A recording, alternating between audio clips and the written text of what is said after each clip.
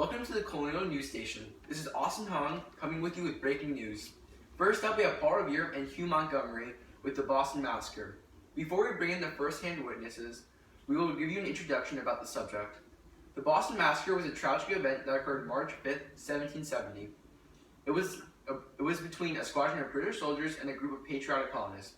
After the colonists threw rocks, snowballs, sticks, and other miscellaneous objects at the British soldiers, the soldiers reacted by opening fire on the rioting colonists. For further explanation, here we have Paul Revere. I'm glad to be here. Paul Revere was the first-hand witness of the Boston Massacre, creating an engraving of the event which struck the headlines. And here we have Hugh Montgomery. Hugh Montgomery is an infamous British redcoat soldier that fired the first shot of the event as a result of being assaulted. Hello, gentlemen. Hello, Austin.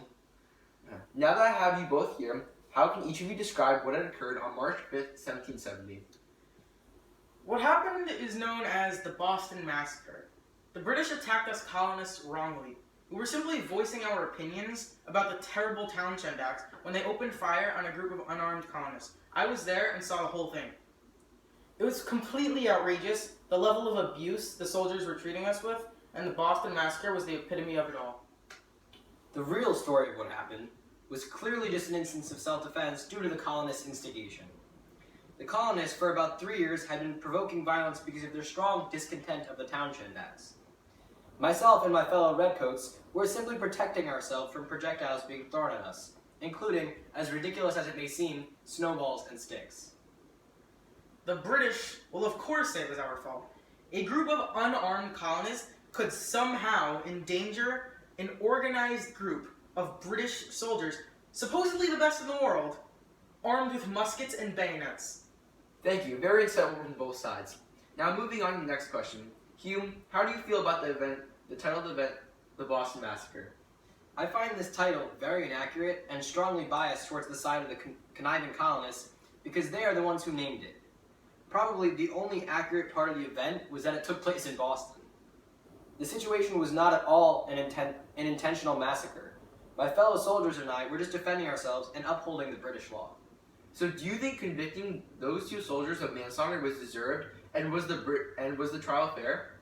Of course. Is that even a question up for debate?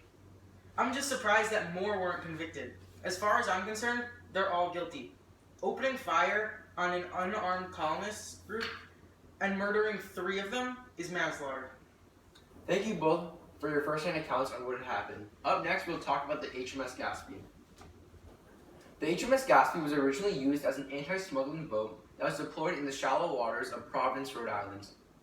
It was attacked by 8 longboats filled with colonists, which was led by Abraham Whipple out of rage from their new anti-smuggling laws.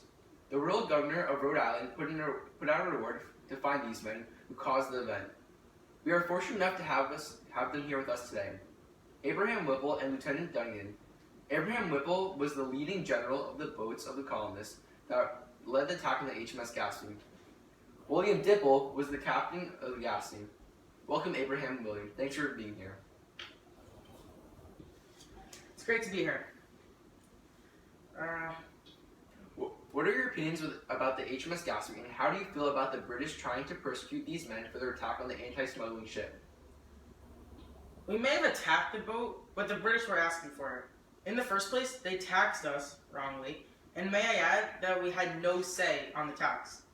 Then they had the audacity to enforce these terrible taxes with a boat called the HMS Gaspee.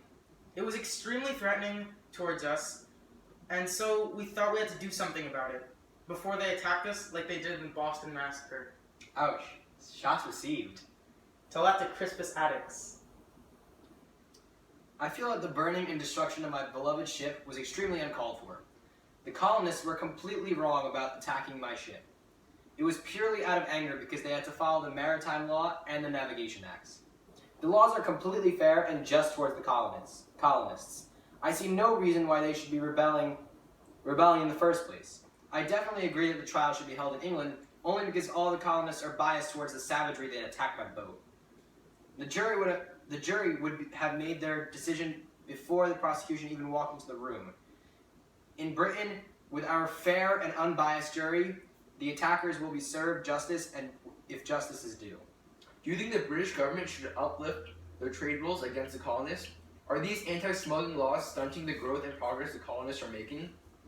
Of course. They don't have the right to tax us. The British government is allowed to tax their own citizens. The only people that can tax us are our own colonial governments. We are not British citizens. We are very far separated, and we don't need them. We should not have to pay taxes just because they got themselves in debt. All these smuggling rules are completely unfair. It is only considered smuggling because we are avoiding taxes that we shouldn't have to pay in the first place.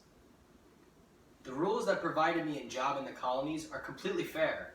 Us in Britain raised the colonies to what they are now. Therefore, we should be able to dictate their economy. Also, don't forget that the colonies are property of Britain and belong to us, so we have all the rights to control the laws, especially if they're as fair as these. In terms of navigation acts, they're purely supplying a direct client to purchase the raw products from the colonies, which helps them. They have a guaranteed profit source, and as well as the products they ask for, we supply for them. Thank you, guys. No problem.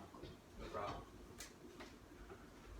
The Virginia Resolution was when the Virginia government decided to write a letter to the king stating that they should not be taxed by the British government. The only authority that can tax them is the Virginia government. They also believe that colonists should not be sent to Britain to stand trial and wanted to have the trial here, where they lived. The British responded to this by dissolving the Virginia government. Here I have George Mason. My pleasure. George Mason was a member of the House of Burgesses, and he was one of the members responsible for writing the letter and proposed that the rest of the members and. Okay, now here we have Governor Woodetort. Hello. He was a governor of the He was a British government that dissolved the the Virginia government. It's nice to be here. Nice to see you, Austin. Now let's get to it. Do you think the British overreacted to this letter? If so, how would you deal with this situation if you were in the king's position? Of course they overreacted to this letter. All we said was that the taxes were unfair and that they had no right to impose the taxes on us. Then they went and dissolved our government, even though we were just speaking up for one of our fellow colonies, Massachusetts. Only we, the government in the colonies, can impose taxes on ourselves, not some empire thousands of miles away that we have no ties to. If I were the king, I would at least read the letter and take points into consideration. I definitely would not dissolve the government. These claims are outrageous. We only disbanded the Virginia government because of the potential chaos and disorganization of the colony. If the king repealed the taxes because of this letter, the other colonies would flood us with letters of complaint. They would think we have become weak and that we would stop listening to us altogether. They have already rebelled against our authority, so without being strict about this letter, the colonists would definitely revolt if they saw a point of weakness. Well, that wraps up our interviews about the Boston Massacre, attack on Gaspee, and the Virginia Resolution. Thank you all for watching. I hope you learned something from this segment, and have a nice day.